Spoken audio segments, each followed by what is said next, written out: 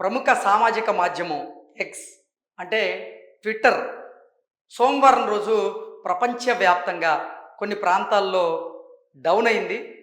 ఈ నేపథ్యంలోనే అసలు ఎలెన్ మాస్క్ ఎక్స్ ఎందుకు డౌన్ అయింది, దీని వెనక ఎవరి కుట్ర ఉంది అనే దాని మీద ఆయన స్పందించారు. ఆయన ఏం మాట్లాడారు అనేది మనం ఒక ఆర్టికల్ రూపంలో విశ్లేషణ చేసుకునేటువంటి ప్రయత్నం చేద్దాం. ప్రపంచంలోని పలు ప్రాంతాల్లో సామాజిక మాధ్యమం అయినటువంటి ఎక్స్ సోమవారం డౌన్ అయింది. ఒక్క రోజులోనే 3 సార్లు సేవల్లో అంతరాయం నెలకొంది. దీనిపైన ఎక్స్ యజమాని బిలినియర్ ఎలెన్ మాస్క్ స్పందించారు. ఎక్స్పై భారీ సైబర్ దాడి జరిగిందని ఆయన పేర్కొన్నారు. ఈ మేరకు ఆయన పోస్ట్ చేశారు. మేము ప్రతిరోజు సైబర్ దాడికి గురవుతూ ఉన్నాం. అయితే ప్రస్తుతం జరిగినటువంటి దాడి వెనక భారీ వనరులతో కూడినటువంటి పెద్ద గ్రూపు లేదా ఒక దేశ హస్తం ఉంది అంటూ ఆయన పేర్కొన్నారు. ఎలా జరిగిందో ట్రేస్ చేస్తున్నట్లుగా ఆయన తెలిపారు. అనంతరం ఓ మీడియా సంస్థతో ఆయన మాట్లాడుతూ దీని వెనక ఉక్రెయిన్ హస్తం ఉండొచ్చని అనుమానాలు వ్యక్తం చేశారు. ఖచ్చితంగా ఏం జరిగిందో చెప్పలేం, కానీ ఎక్స్ వ్యవస్థకు అంతరాయం కలిగించేందుకు జరిగినటువంటి భారీ సైబర్ దాడి ఇది అంటూ ఆయన తెలియజేశారు. ఇందుకు పాల్పడిన ఐపీ అడ్రస్లు ఉక్రెయిన్ ప్రాంతానికి చెందినవేనని తెలుస్తున్నట్లుగా ఆయన ఉక్రెయిన్ మీద ఆరోపణలు చేశారు. ట్రేసింగ్ సైట్ డౌన్ డిటెక్టర్ ప్రకారంగా ఎక్స్ సేవల్లో ఒకే రోజు 3 సార్లు అంతరాయం నెలకొంది. సోమవారం మధ్యాహ్నం 3 గంటల సమయంలో పలువురు యూజర్లు ఇబ్బందులు ఎదుర్కొన్నారు.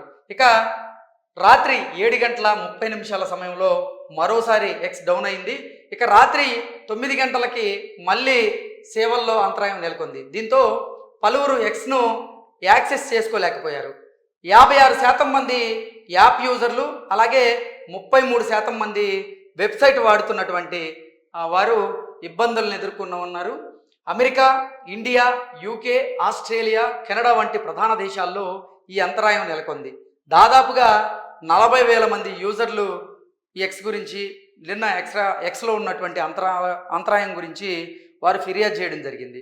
సో ఎలెన్ మాస్క్ గారు చేస్తున్నటువంటి ఆరోపణల ప్రకారంగా ఎక్స్ డౌన్ అవడానికి కారణం ఉక్రెయిన్ దేశం అని, ఉక్రెయిన్ ఎక్స్ మీద భారీగా సైబర్ దాడికి పాల్పడుతోందని, సైబర్ దాడికి పాల్పడినటువంటి ఐపీ అడ్రస్లు ఏవైతే ఉన్నాయో అవి ఉక్రెయిన్ దేశానికి సంబంధించినటువంటి అడ్రస్లతో చూపిస్తున్నాయి అన్నట్లుగా ఆయన అనుమానాలు అయితే వ్యక్తం చేశారు. ఎప్పటి నుంచో ఉక్రెయిన్కి అలాగే రష్యాకి మధ్య జరుగుతున్నటువంటి ఈ భీకర యుద్ధం ఏదైతే ఉందో దాన్ని ముగించేందుకు అమెరికా అధ్యక్షుడు డొనాల్డ్ ట్రంప్ అయితే ప్రయత్నాలు చేస్తున్నారు. అందులో భాగంగానే ఉక్రెయిన్ అధ్యక్షుడితో డొనాల్డ్ ట్రంప్ భేటీ అయ్యారు. ఆ భేటీ ఇప్పుడు ప్రపంచవ్యాప్తంగా చర్చనీయాంశంగా అయితే మారింది. ఆ భేటీలో ఎలెన్స్కీ అలాగే ఇటుపోతే డొనాల్డ్ ట్రంప్ ఇద్దరు కూడా ఒకరి మీద ఒకరు ఆరోపణలు చేసుకున్నారు. వారిద్దరూ తీవ్ర వాగ్వివాదానికి అయితే దిగారు. ఆ భేటీ తర్వాత కూడా ఎలెన్స్కీ బయటకు వచ్చి మేము యుద్ధాన్ని ముగించాలనే ప్రయత్నం చేస్తూ ఉన్నాము అంటూ ఆయన చెప్పినప్పటికీ ఆ భేటీలో మాత్రం తాను డొనాల్డ్ ట్రంప్ చెప్పిన దానికి అంటే ససేమిరా నో చెప్పినట్లుగా కూడా కొన్ని ఆరోపణలు, కొన్ని వార్తలు కూడా వచ్చాయి.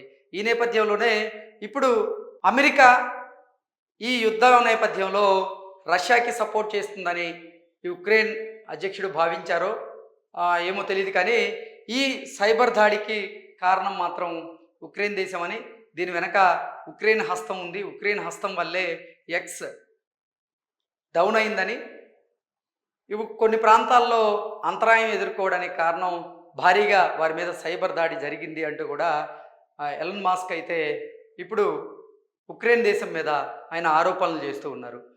అంటే ఐపీ అడ్రస్లు ఏవైతే ఉన్నాయో వాటిని మేము క్రాస్ చెక్ చేసుకునేటువంటి దాంట్లో భాగంగా మాకు ఆ ఐపీ అడ్రస్లు మాత్రం ఉక్రెయిన్ నుంచి వచ్చినట్లుగా తెలుస్తోంది, అందుకే మేము ఉక్రెయిన్ మీద అనుమానాన్ని వ్యక్తం చేస్తున్నాం అన్నట్లుగా ఎలన్ మాస్క్ అయితే నిన్న ఒక మీడియా సంస్థకి ఇచ్చినటువంటి ఇంటర్వ్యూలో ఆయన తెలియజేయడం జరిగింది.